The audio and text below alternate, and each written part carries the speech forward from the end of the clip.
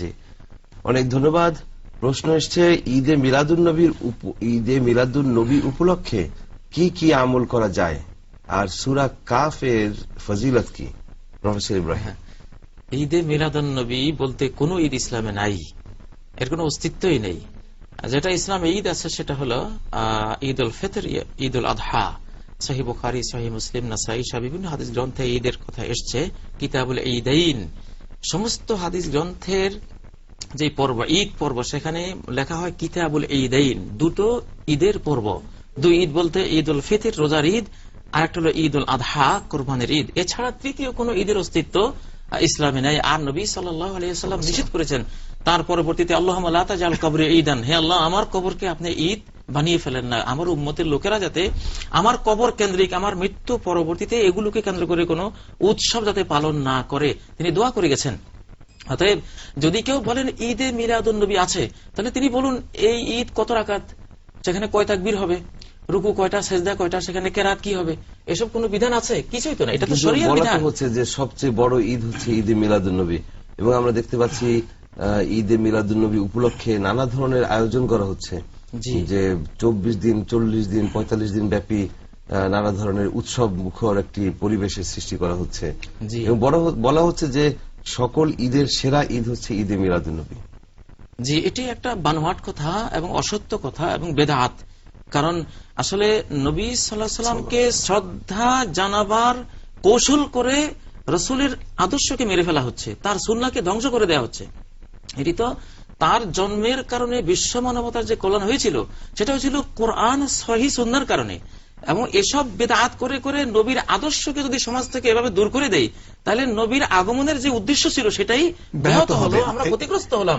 জি, আরেকটা কথা আমি বলতে চাচ্ছি, আমরা দেখেছি যে ঈদ উল ফিতর, ঈদ উল আযহা, এটা আবু বকর পালন করেছেন, ওমর পালন করেছেন, ওসমান পালন করেছেন, আলী পালন করেছেন, ইমাম আবু হানিফা করেছে, ইমাম শাফিঈ, মালিক, আহমদ, বুখারী, মুসলিম, পৃথিবীর তাবৎ স্কলার সকলেই করেছেন।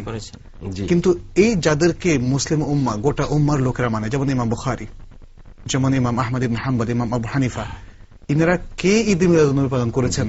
সেটা কি যে দুটি, এ ব্যাপারে তো সুস্পষ্ট বক্তব্য হাদিস সেটি যদি একটু উল্লেখ করতেন। জি, নবী সাল্লাল্লাহু আলাইহি সাল্লাম যখন মদিনায় গেলেন, দেখলেন যে তারা নবরোজ আর মেহেরজান দুটো উৎসব তারা পালন করে। তখন তিনি বললেন যে কাদ আবদালাকুমুল্লাহু ইয়াওমাইনি খায়রাম মিনহুমা, আল্লাহ এই দুটো ঈদকে রহিত করে দিলেন, মানসুখ করে দিলেন, এর বদলে তোমাদেরকে দুটো ঈদ দান করলেন, যে দুটো ঈদ এই দুই উৎসবের চেয়ে অনেক অনেক উত্তম তোমাদের জন্য, ইয়াউমুল ফিতরি ও ইয়াউমুল আযহা। সেই দুই ঈদ হলো, একটি হলো রোজার ঈদ আর একটি হলো কোরবানির ঈদ। বাস ঈদ কোনটা আছে কি নাই এটা বলবে কোরআন, এটা বলবে সুন্নাহ, এটা আল্লাহ রাসূল বলবেন। এটা এখানে বাংলাদেশ থেকে আমরা মিছিল করে আমরা এখানে যতই আমরা ঈদ বলি, এটা কিয়ামত পর্যন্ত আমরা বললেও এটা ঈদে রূপান্তরিত হবে না, যেহেতু এটা ডকুমেন্টসে নাই, কোরআন সুন্নাহর মধ্যে নাই, এটা প্রশ্নই আসে না। এগুলো খ্রিস্টানদের অনুকরণ, খ্রিস্টানরা নবীর জন্মদিবসকে কেন্দ্র করে তারা উৎসব পালন করে। তাদের দেখা দেখি পর জাতির প্রতি আমাদের যে লোলুপ দৃষ্টি, আমাদের মানে অন্যের কালচারের প্রতি যে আমাদের যে একটা অন্ধ অনুকরণ, নিজের সংস্কৃতি, নিজের সহিহ সুন্নাহ, নবী সুন্নাহকে বিসর্জন দিয়ে আমরা পরজাতির পদলেহনের যে অভ্যস্ত হয়েছি, এসব পরাজিত মানসিকতা থেকেই এসব বেদাত, কুসংস্কার সমাজের মধ্যে নতুন, এগুলো তো এমনি ডেঞ্জারাস। এরপরে নতুন জিনিসগুলোকে যদি পরিপূর্ণ ইসলামিক অনুষ্ঠানের আকার দেওয়া হয় এবং সেটাকে বিশাল সওয়াবের কাজ বলে চালিয়ে দেওয়া হয়, এ সম্পর্কে তো রাসূলুল্লাহ সাল্লাল্লাহু আলাইহি ওয়াসাল্লাম মারাত্মক বাণী উচ্চারণ করেছেন, ইয়াকুম ওয়া মুহদাসাতিল উমুর, মান আহদাথা ফি আমরিনা মা লাইসা মিনহু ফাহুয়া রাদ্দুন। এটা কঠিন কথা, কিন্তু এবং কিয়ামতের ময়দানে নবী বলবেন সোহকান দূর হও আমার কাছ থেকে, আমার ধর্মকে, আমার সুন্নাহকে বদলে দিয়েছিলে, বিকৃত করেছিল, দূর হও আমার কাছ থেকে। অতএব ইহুদি ধর্ম আজকে পৃথিবীতে নিশ্চিহ্ন হয়ে গেছে। কেন? ইহুদি আলেমরা যার যেটা খেয়াল খুশি হয়েছে ধর্মের ভিতরে ঢুকিয়ে ফেলেছে। খ্রিস্টান ধর্ম গোটা শেষ হয়ে গেছে। কেন? যার যেটা মনে চেয়েছে বস তিনি এটাকে উৎসব পালন করে জাতির মধ্যে দিয়ে দিয়েছেন। এইভাবে খ্রিস্টান ধর্ম শেষ, ইসলাম ধর্ম শেষ, ইহুদি ধর্ম শেষ। কিন্তু ইসলাম ধর্ম আজও টিকে আছে। কেন? একদল সহি শুদ্ধ ওলামায়ে কেরাম আছেন যারা কোন কুসংস্কারকে, কোন নব উদ্ভাবিত ইবাদতকে তারা সাপোর্ট দেননি কোরআন সুন্নাহর আলোকে।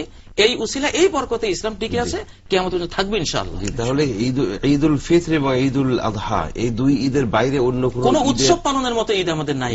অন্য কোন ঈদের অবস্থান শরিয়াতে নেই। শরিয়াতে নেই। তো এক্ষেত্রে রাসূল করিম সাল্লাল্লাহু আলাইহি ওয়াসাল্লামের জন্মবার্ষিকীকে কেন্দ্র করে রাসূল করিম সাল্লাল্লাহু আলাইহি ওয়াসাল্লামের জীবন চরিত্র নিয়ে আলোচনা এবং জীবন চরিত্রে নানা ধরনের প্রচারণা যদি করা হয় সেটিকে কিভাবে দেখবে শরিয়া? আসলে যেটা জ্ঞানের সাথে সম্পৃক্ত এটা তো 12 মাসই চলবে, সবসময় চলবে, রবিউল আউয়াল মাসেও চলবে, অন্য মাসেও চলবে। এটা এমন যাতে না হয় যে শুধু এই মাসেই করতেছি আর 11 মাসে আমরা সবাই নীরব, তাহলে হক আদায় হলো না। নবী সাল্লাল্লাহু আলাইহি ওয়াসাল্লামের যে বিশাল জীবন, এটা আমাদের সবসময়ের এটা আলোচনার বিষয়, অধ্যয়নের বিষয়, অনুসরণের বিষয় ইনশাআল্লাহ। বরং আলোচনাটাকে একটা নির্দিষ্ট ডেটে বা মাসের মধ্যে সীমাবদ্ধ করাটা এটাও কিন্তু একটা ইনোভেশন, একটা নতুন উদ্ভাবিত পন্থা। জি জি জি। আর আল্লাহ রাব্বুল আলামিন তো বলেছেন ওয়ারাফা'না লাকা যিকরাক, হে নবী আমি আপনার আলোচনার দিগন্তকে প্রসারিত করে দিয়েছি। তো সেটিকে আমরা কেন 1 মাস বা 1 দিনের ভিতরে সীমাবদ্ধ রাখব? অবশ্যই। অনেক ধন্যবাদ। আমরা নিচ্ছি এখন রিটার্ন।